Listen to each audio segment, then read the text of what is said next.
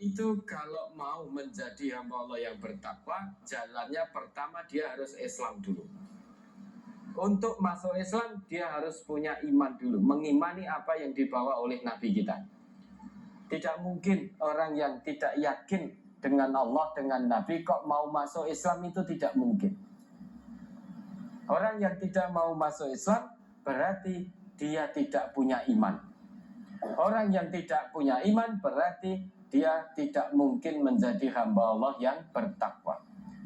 Maka kalau ada orang yang sudah menyatakan dirinya memeluk agama Islam, berarti ada keimanan dalam hatinya. Dia tidak mungkin masuk Islam kalau tidak ada iman dalam hati. Bagaimana mungkin tidak percaya Allah, tidak percaya Nabi, masa mau masuk Islam? Orang yang ada iman dalam hati sangat punya potensi menjadi hamba Allah yang bertakwa. Maka ini satu rangkaian antara Islam, iman, dan takwa. Orang yang bertakwa itu dia mencapai puncak keimanan, yaitu ihsan. Ihsan itu seolah-olah kita menyembah Allah seakan-akan kita melihat Allah. Tetapi jika Allah tidak melihat kita meyakini sepenuh hati bahwa Allah senantiasa mengawasi dan melihat kita. Itu puncak keimanan seseorang, yaitu ihsan. Anta'budallah ka'annaka tarahu fa illam takun tarah fa innahu yarah. Kamu menyembah Allah seakan-akan kamu melihatnya. Jika kamu tidak melihatnya, maka yakinilah, imanilah bahwa Allah Maha melihatmu. Sehingga baik dalam kesendirian ataupun di tengah keramaian, apapun yang kita lakukan, sekecil apapun maksiat yang kita lakukan, Allah Maha melihat, Allah Maha mengawasi. Itu puncak keimanan seseorang. Adapun negeri kita ini masih sering ditimpa bencana. Kalau kita tetap meyakini bencana itu ada yang mengundang datangnya.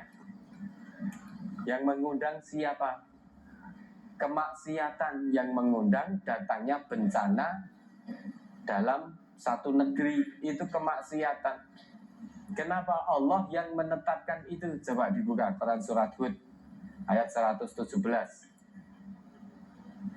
Tidak ada satu negeri kok ditimpa bencana kalau bukan kemaksiatan yang mengundang datangnya bencana itu. Ini ketetapan Allah. Surat Hud nomor surat 11 ayat 117.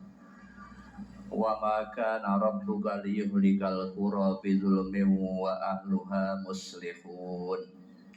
Dan Tuhanmu sekali-kali tidak akan membinasakan negeri-negeri secara zalim, sedang penduduknya orang-orang yang berbuat kebaikan. Nah, ya kan? Ini ketetapan Allah. Wa ma kana rabbuka liyuhlikal qura bidzulmin wa ahluha muslihun. Dan Tuhanmu yaitu Allah sekali-kali tidak akan pernah membinasakan satu negeri secara zalim, timpakan adat, timpakan bencana bertubi-tubi, kalau penduduk negeri itu muslihun, orang-orang yang gemar berbuat kebaikan.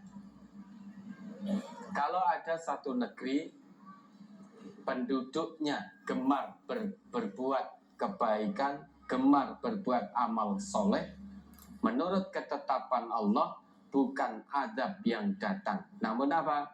Berkah dari langit dan juga dari bumi. Al-A'raf 96, walau anna ahlal qura amanu wattaqau lafatahna alaihim barakatim minas samai wal ard walakin kadzabu fa'aqadnahum bima kanu yaksibun. Dan jikalau penduduk satu negeri itu iman dan takwa, amanu wattaqau, beriman dan bertakwa, bukan berbuat kemaksiatan, bukan berbuat kerusakan, namun iman dan takwa. Iman dan takwanya dibuktikan dengan beramal soleh. Bukan hanya pengakuan di lisan saja. Kata Allah, la fatahna alaihim barakatim minas sama'i wal ard. Sungguh Allah sampai gunakan huruf sumpah itu. La di situ huruf sumpah. La yang berfungsi untuk sumpah. La fatahna itu lamul qasam, lamut taukid, lam yang berfungsi untuk penekanan.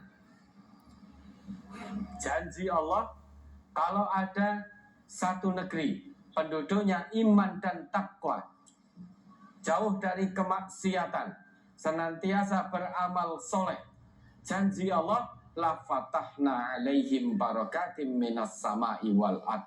Sungguh kami bukakan bagi penduduk negeri tersebut berkah-berkah dari langit dan bumi. Jadi bukan azab, bukan bencana yang turun kalau penduduk negeri itu beriman dan bertakwa. Iman dan takwanya bukan hanya sebatas pengakuan di KTP, bukan sebatas pengakuan di lisan.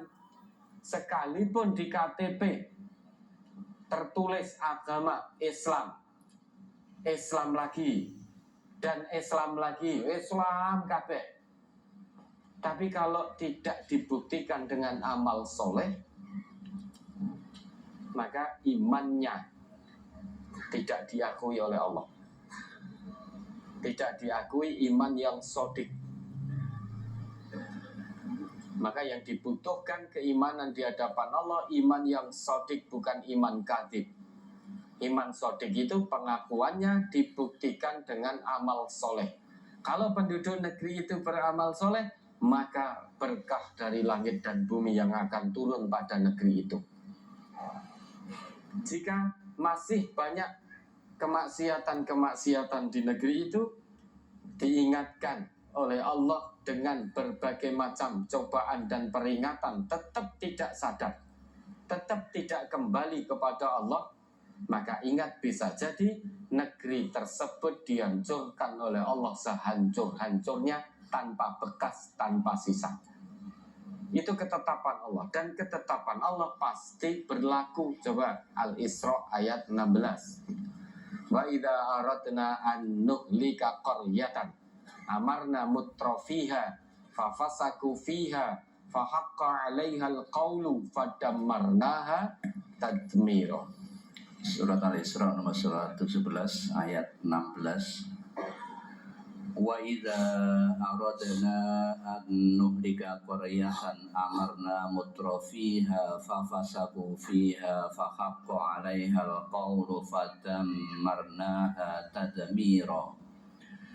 Dan jika kami hendak membinasakan suatu negeri, maka kami perintahkan kepada orang-orang yang hidup mewah di negeri itu supaya mentaati Allah, tetapi mereka melakukan kedurhakaan dalam negeri itu, maka sudah sepantasnya berlaku terhadapnya perkataan atau ketentuan kami. Kemudian kami hancurkan negeri itu sehancur-hancurnya.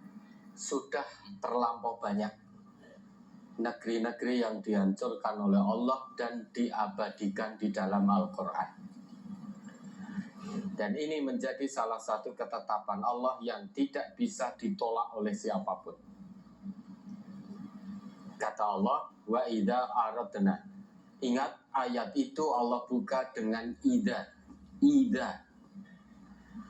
Idza ini kalau kita maknai dengan bahasa Indonesia, hanya akan sebatas kita jumpai apabila, jika, dan lain sebagainya. Kalau kita maknai dalam bahasa Indonesia, maka maknanya tidak akan bisa kita dapatkan. Karena makna dalam bahasa Indonesia itu jika, apabila, itu berarti bisa iya, bisa tidak. Namun jika idza kita maknai dalam bahasa Al-Quran, ingat, setiap Al-Quran menggunakan kata idza, meski dalam bahasa Indonesia berarti apabila, seandainya, jika. Namun kalau itu sudah digunakan oleh Al-Quran, Maka idza di situ berfungsi untuk menunjuk satu peristiwa yang pasti terjadi, baik sudah terjadi maupun nanti akan terjadi. Namun kepastian terjadinya tidak bisa ditolak, pasti terjadi. Makanya ayat-ayat yang menjelaskan tentang kiamat itu Allah gunakan idza terus. Idza waqa'atil waqi'ah, apabila datang hari kiamat. Idza zulzilatil ardu zilzalaha. Kemudian idza syamsu kuwirat, idza samaun fatarat. Semua yang menjelaskan tentang kiamat Allah gunakan idza. Nah sekarang pertanyaannya, kiamat sudah terjadi atau belum? Belum. Meski belum terjadi, maka tetapi karena Allah gunakan idza, kiamat itu nanti pasti akan terjadi. Kalau idza dalam Al-Quran kita maknai sesuai dengan bahasa Indonesia, maka akan dapat kita pahami kiamat itu ya bisa terjadi, bisa tidak. Padahal kiamat itu pasti terjadi. Memahami idza tidak cukup hanya dengan makna dalam bahasa Indonesia. Rasanya itu berbeda, taksanya juga berbeda. Rasa bahasa Indonesia dengan bahasa Quran itu sangat berbeda.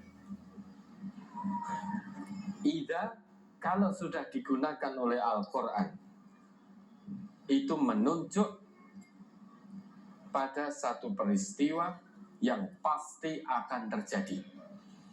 Baik peristiwa itu sudah terjadi di masa lalu, ataupun nanti akan terjadi di masa mendatang.